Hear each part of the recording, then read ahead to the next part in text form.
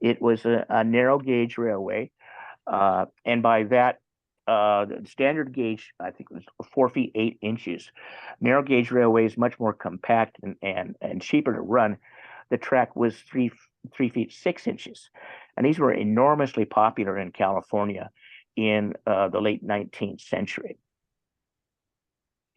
So that was the beginning of the end of Arroyo Grande's kind of remoteness from the outside world. And here's another wonderful shot of the track that ran along Port Harford to ships waiting at the end of the pier.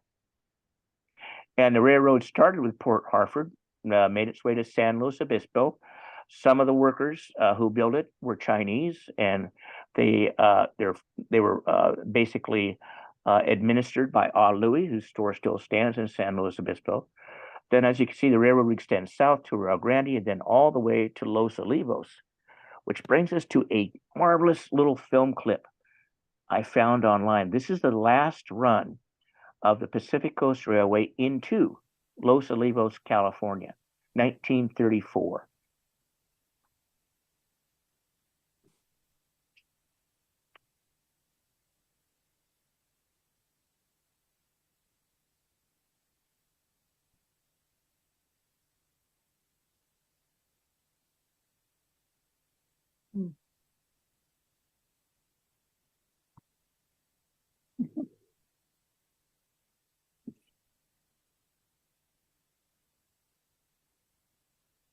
Now it's the Los Olivos.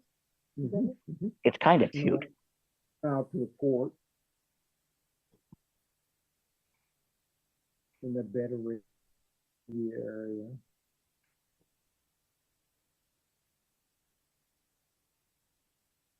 Nova's like all this. Now, if I remember right, maybe some of you have been there. There's a wonderful train museum in Sacramento, and they have a PCRR locomotive in that museum. Made the mistake of buying my son's wooden train whistles, which they blew all the way home from Sacramento to Arroyo Grande. I guess that was getting even for the drum. This is the tracks ran along the base of Crown Hill, and there's a PCRR locomotive. At Ruth Paulding and her mother Clara were descending this hill, and in 1912, I think, and there was a utility car barreling down that track, and their buggy was on the track when it got T-boned by the utility car. It reduced the buggy to smithereens. The horse stayed at its traces. What an incredible horse! Ruth Paulding was shaken up. Her mother was badly hurt, including a broken arm. Fortunately, the best orthopedist in San Luis Obispo County was Dr. Paulding, who was just up the hill. So he took care of his wife, and they got a nice settlement from the Pacific Coast Railroad. And here's a train schedule from 1894. You see some of the fares to Sycamore Springs, where the hot tubs are, to San Luis Obispo, only $1.30 round trip. I'm told once I was reading a book, and the Ontario Grade, which is where everybody slows down to look at the ocean because they're all from Missouri. But it took 3 hours or horse and wagon to ascend the Ontario Grade. So if I had the choice, I would have definitely forked out the money to take the railroad instead. Here's another look at a PCRR locomotive. Now, Fred Jones was the grandson of Francis Branch, and in 1881, he and his friends, he was about 10, were standing by the tracks waiting for the first run of the Pacific Coast Railway to come into Arroyo Grande from San Luis Obispo as it worked its way through Corbett Canyon. So they were very excited. And then they heard the train in the distance, and they started to get a little nervous. And it got closer, and they got more nervous still. Finally, just before the train reached the spot at which they were watching, they all jumped behind a fence. They were terrified. And I think that what that tells me is we tend to forget how quiet it must have been in 1881. This was the loudest thing they'd ever heard. Hmm. So I love this. This is a diagram that shows how much railroad mileage grew in the United States from 1830.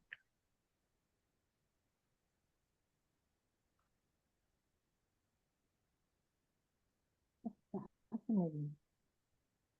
Big boom just before the Civil War. And of course, the Transcontinental Railroad after.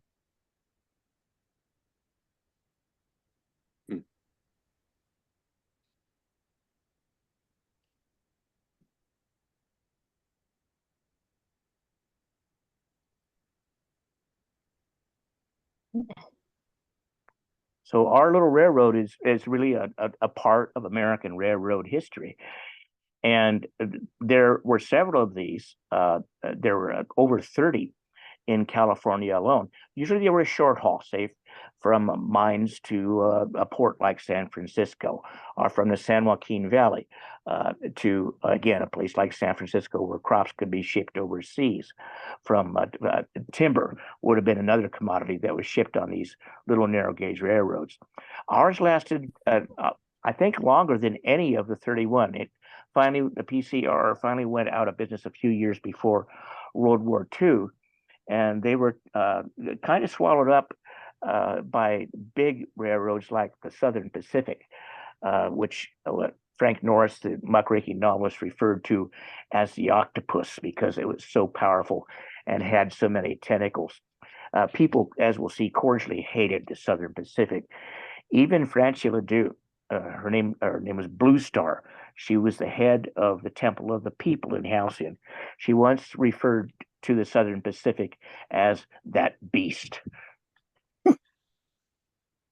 And of course, with the arrival, the Steele brothers made a fortune, not as dairymen anymore, but as real estate agents. I read an account from a visitor to Arroyo Grande about 1910, and he said the first person you run into is a real estate agent talking about the size of Arroyo Grande's pumpkins